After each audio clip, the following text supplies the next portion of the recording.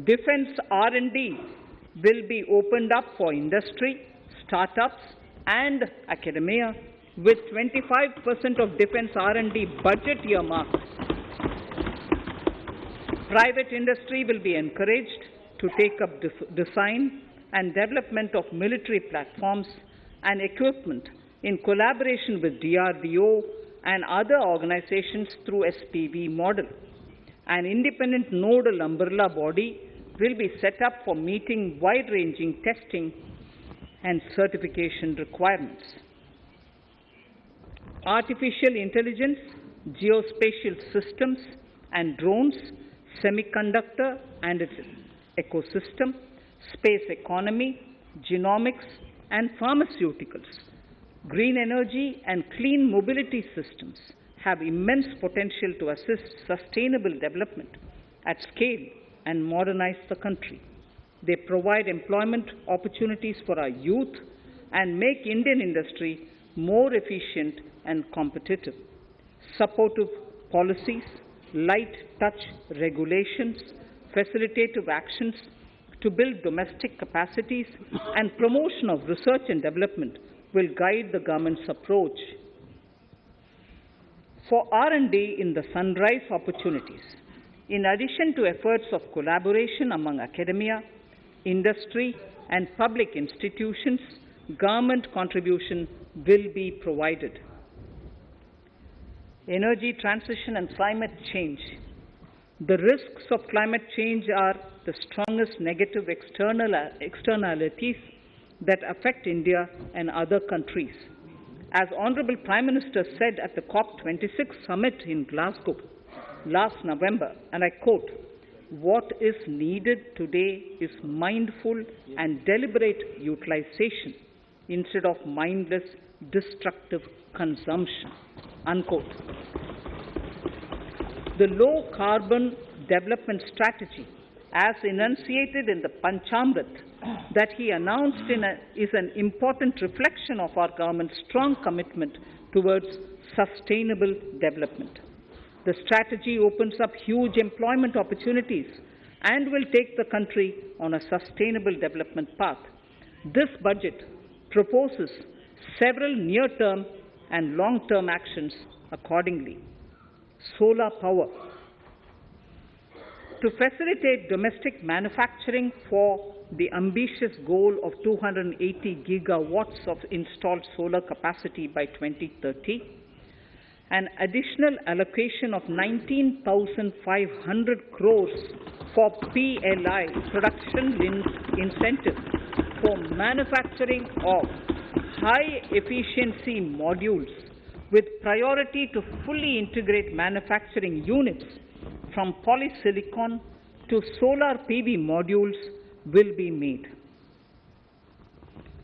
Honorable Speaker, sir, the circular economy transition is expected to help in productivity enhancement as well as creating large opportunities for new businesses and jobs.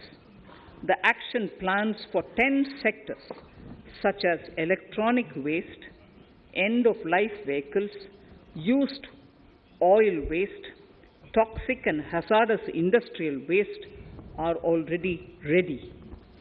The focus will now be on addressing important cross-cutting issues of infrastructure, reverse logistics, technology upgradation, and integration with informal sector. This will be supported by active public policies covering regulations, extended producers' responsibilities, framework, and innovation facilities. 5 to 7% biomass pellets will be co-fired in thermal power plants, resulting in carbon dioxide savings of 38 MMT annually. This will also provide extra income to farmers and job opportunities to locals and help avoid stubble burning in agricultural fields. Saving energy is an important aspect of the energy management. Hence, energy efficiency and savings measures will be promoted. This will be done in large commercial buildings through the energy service company business model. It will facilitate capacity building and awareness for energy audits, performance contracts, and common measurement of and verification protocol. 4 pilot projects for coal gasification and conversion of coal into chemicals required for the industry will be set up to evolve technical and financial viability. The policies and required legislative changes to promote agroforestry and private forestry will be brought in. In addition, financial support will be provided to farmers belonging to scheduled castes and scheduled tribes who want to take up agroforestry. Honourable Speaker, I now move to the 4th priority, financing of investments. Capital investment holds the key to speedy and sustainable economic revival and consolidation through its multiplier effect. Capital investment also helps in creating employment opportunities, induced enhanced demand for manufactured input from large industries and MSMEs, services from professionals, and help farmers through better agri-infrastructure. The economy has shown strong resilience to come out of the effects of the pandemic with high growth. However, we need to sustain that level to make up for the setback of 2020-2021. As outlined in para 5 earlier, the virtuous cycle of investment requires public investment to crowd in private investment. At this stage, private investments seem to require that support to rise to their potential and to the needs of the economy. Public investment must continue to take the lead and prime the private investment and demand in 2022-23. Considering the above imperative, the outlay for capital expenditure in the Union budget is once again being stepped up sharply by 35.4% from 5.54 lakh crore in the current year to 7.50 lakh crores in 22-23. This has increased to more than 2.2 times the expenditure of 2019-20. This outlay in 22-23 will be 2.9% of the GDP. Effective capital expenditure. With this investment taken together with the provision made for creation of capital assets through grants and aid to states, the effective capital expenditure of the central government is estimated at 10.68 lakh crores in 22-23, which will be about 4.1% of the GDP. Green bonds. As a part of the government's overall market borrowings in 22-23, sovereign green bonds will be issued for mobilizing resources for green infrastructure.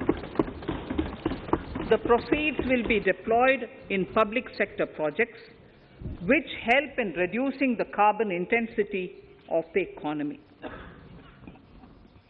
GIFT IFSC.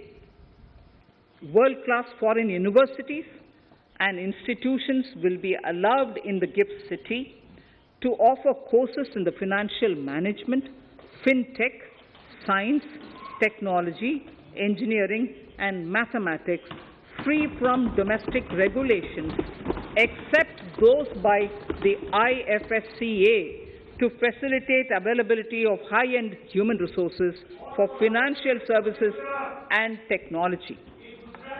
An international arbitration center will be set up in the GIFT City for timely settlement of disputes under international jurisprudence.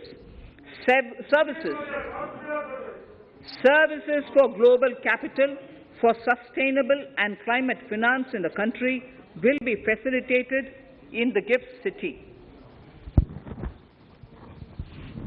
Infrastructure status. Data centers and energy storage systems, including dense charging infrastructure and grid-scale battery systems, will be included in the harmonized list of infrastructure. This will facilitate credit availability for digital infrastructure and clean energy storage.